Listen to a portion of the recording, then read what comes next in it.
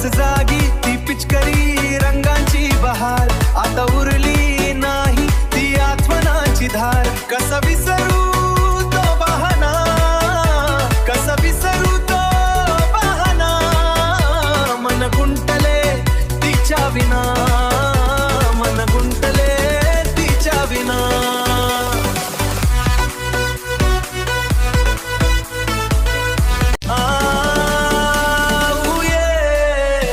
राताचा नशा आटाशा ओसरला, मैत्रीचा आभल पुन्हा शून्य झाला.